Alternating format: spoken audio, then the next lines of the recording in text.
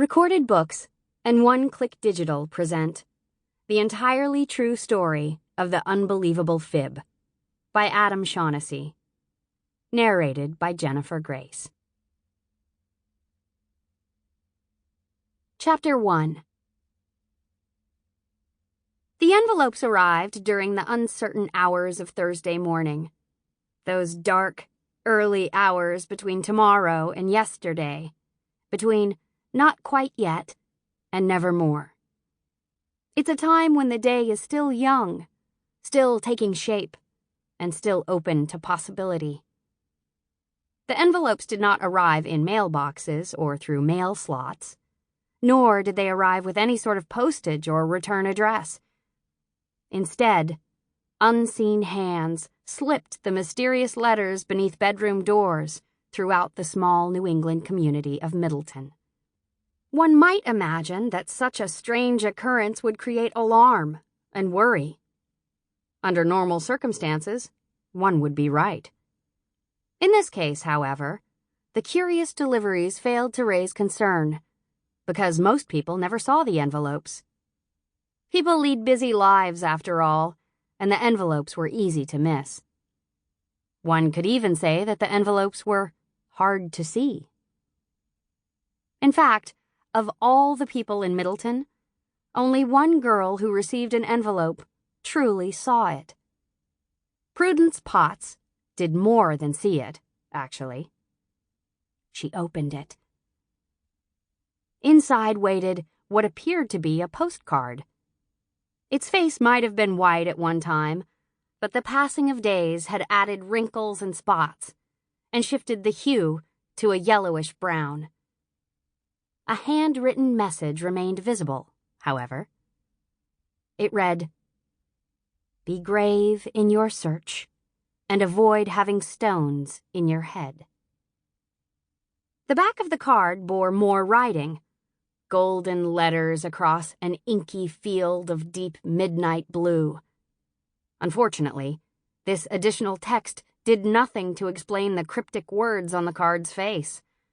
In fact, the sentence written in gold was a question. Prudence was 11 years old. She had a bob of red hair and a spattering of freckles that lay in reckless disarray across her nose. She considered herself a detective of sorts, just like her dad had been. As such, she had a particular interest in questions. Questions were like mysteries. Both demanded answers. Pru was especially drawn to the question on the card. It asked, "What is the unbelievable FIB?"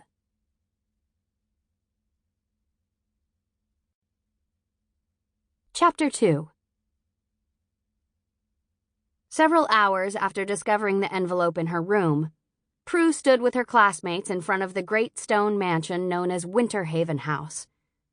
A swirling mass of dark clouds blanketed the sky over Pru's head.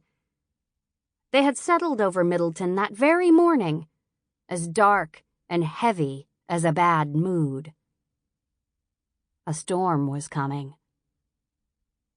Still, Pru was willing to brave storms if it meant spending the day on a field trip and away from Mrs. Edelman's 6th grade classroom. She just wished she could have left Mrs. Edelman behind as easily as the other antique fixtures of Middleton Elementary School. Her teacher was, at that moment, going over her rules for good behavior one last time. Pru hoped it was the last time, anyway.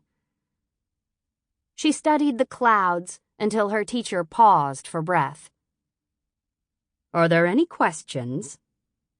Mrs. Edelman concluded with the stern sort of look that teachers use to suggest that there really ought not to be any questions at all. Pru raised her hand. Mrs. Edelman paused. She adjusted her glasses on the bridge of her nose. Pru glimpsed her teacher's lips moving slightly. Pru had practiced a great many detective skills in her drive to follow in her dad's footsteps. Sample complete. Ready to continue?